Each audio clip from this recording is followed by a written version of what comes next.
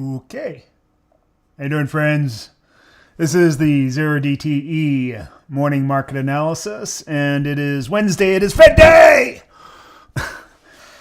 Yes, we are excited because Fed Day, or the FOMC rate cut potential day, which there is no potential today, is always a great day because no one knows what Uncle Jerry, Chairman Jerome Powell, is going to say in the narrative after they release those minutes. So the way it goes is on days like today, we always know that there's going to be super high implied volatility, which means that our big ass fly is going to be very low in price compared to previous days, in anticipation for what's going to happen at the release of those minutes. Now, the release of the minutes itself are not going to be a big surprise. Anybody can go to the Fed Watch tool and see that there is a 99% chance that there is going to be no rate cut. And that disappoints traders. Disappoints them greatly because they want rate cuts. They want cheaper money. But they ain't going to get it. What they're really waiting for is for Jerome Powell to do his presser, which is going to come a half hour after those minutes are released. Or the narrative is released.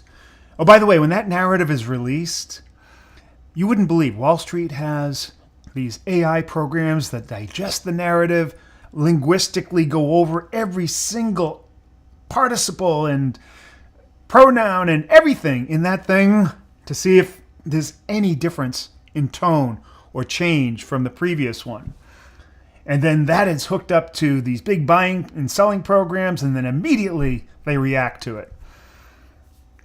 So that's what's going to happen. Of course, then everything will calm down. Half hour later, Jerry will get up in front of the press, and they'll ask these totally lame-ass questions, of which he'll try to give his totally contrived answers and try not to break the narrative and say something that will cause the market to go whew or whew. But it will anyways, up and down, because every trader will be sitting there with their fingers on the buttons like this. Ah! Oh, he said high. Ah! He said low. Ah! That's essentially what will happen. And as options traders, we'll be there collecting that premium. After the whole thing's over, premium will, at least the premium in our options will decay extremely rapidly. We'll have an event that they call volatility crush. And when volatility crushes, premium decays rapidly, and the value of our butterflies goes whew, like that. So that's what we're expecting. This morning I believe there's also some... Are there any economic reports this morning?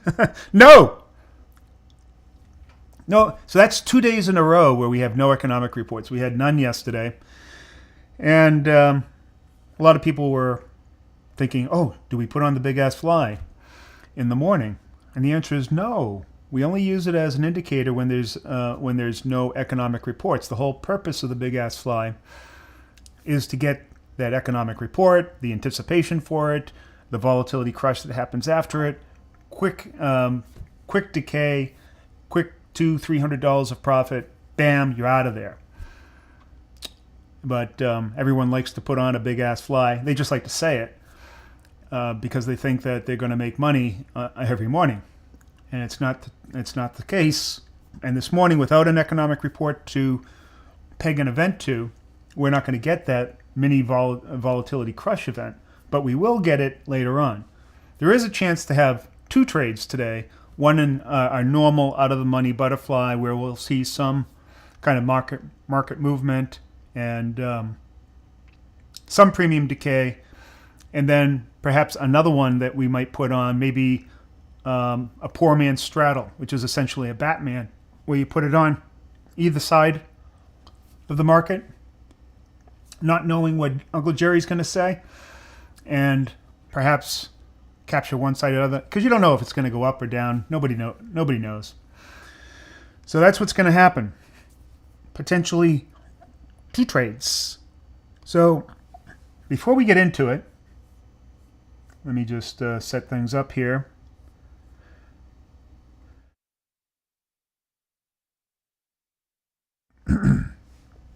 So before we get into it, we're going to take a look at our normal round of affairs, and that is to look at volatility, the VIX, look at market direction, and look at our structural element to know what size out of the money asymmetric positions that we'll be putting on.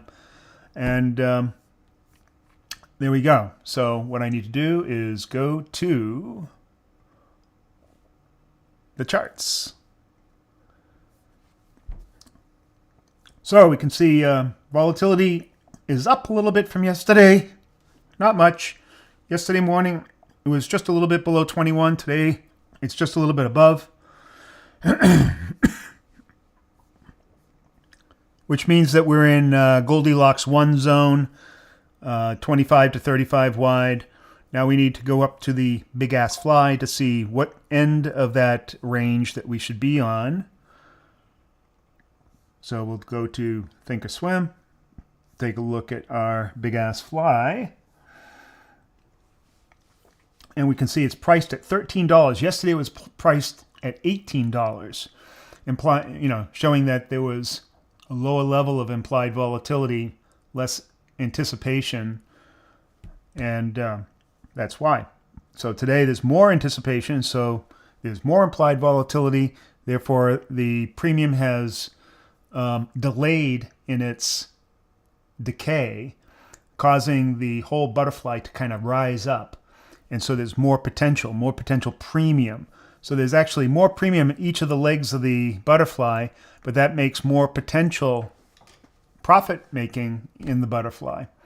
And that's why we have a smaller debit. Hopefully that makes sense to you. And so we're at 13. So we'll go back to our playbook. That's what we call the VIX chart here. That's essentially our playbook. And the reason why is that it shows all the conditions that we need for the various type of strategies that we use. And today in particular, I think a Batman is going to be good for just before Uncle Jerry gets to speak. You might even want to put it on before they release the minutes or the narrative at 2 o'clock, because you never know what's going to be in there.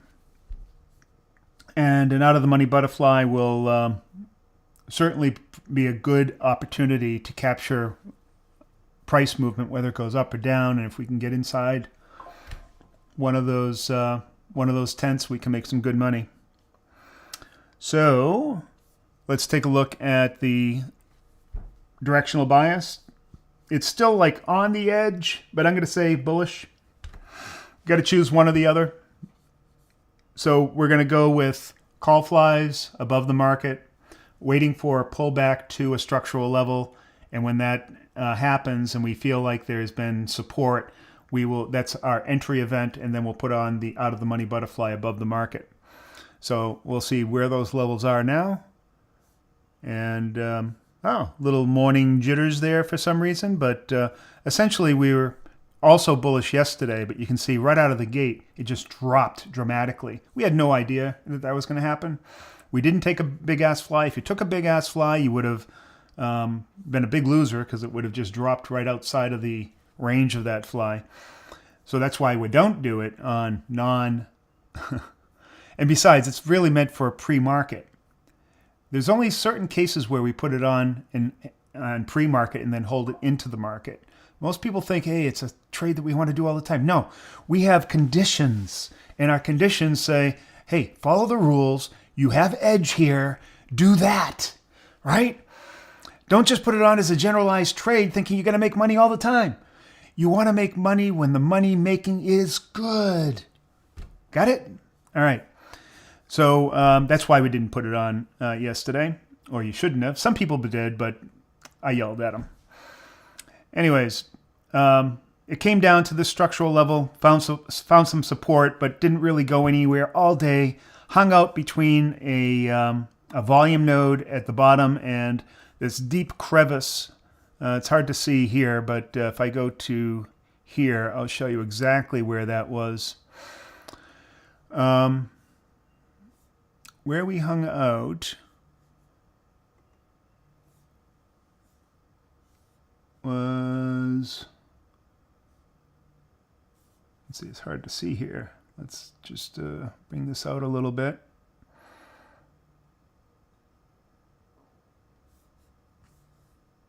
Right.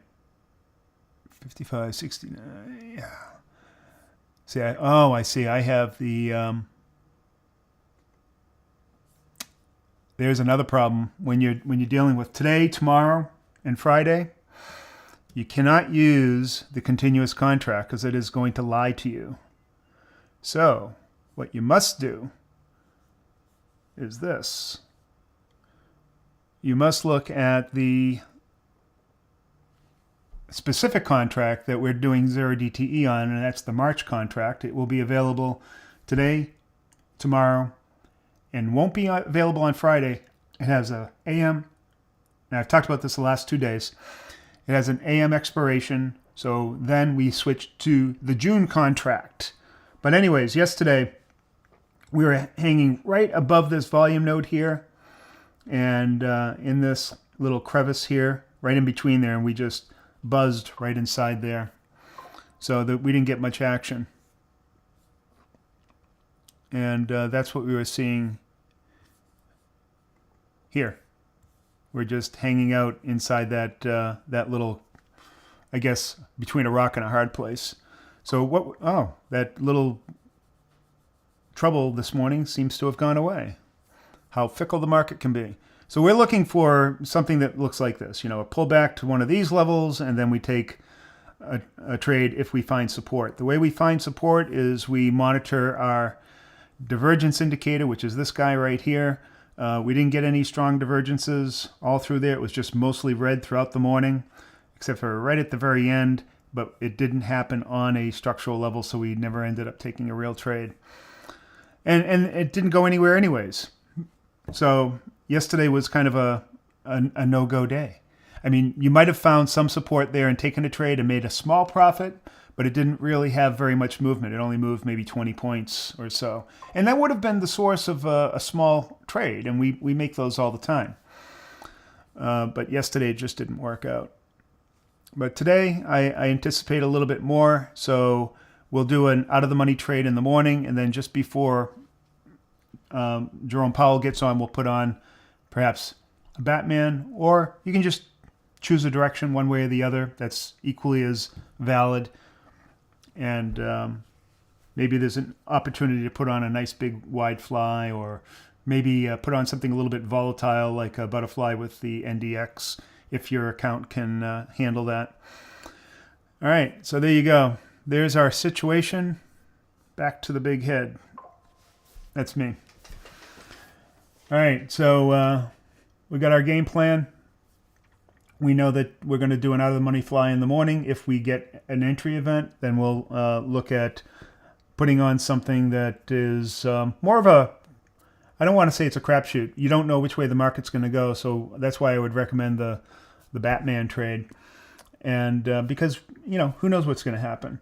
I do know that typically what happens on these Fed events, if there's no surprises, it'll come down to the presser, and Uncle Jerry will be saying different things, and price will go up and down, and you'll get an opportunity through the gamma play to make a few dollars, maybe on both sides. You never know. So that's it. Hey, if you'd like to be coached by me and join our coaching service, I encourage you to go down below. There's a link below, or go to our website at 0-DTE.com. That's the number 0-DTE.com. Check that out. We are accepting applications right now, and we'll see you there. Or you can join our school community, also linked down below, where you'll learn all about our strategies and process methods. There's a community there. You'll love it. All right, that's it. Thank you very much. Coach Ernie, out.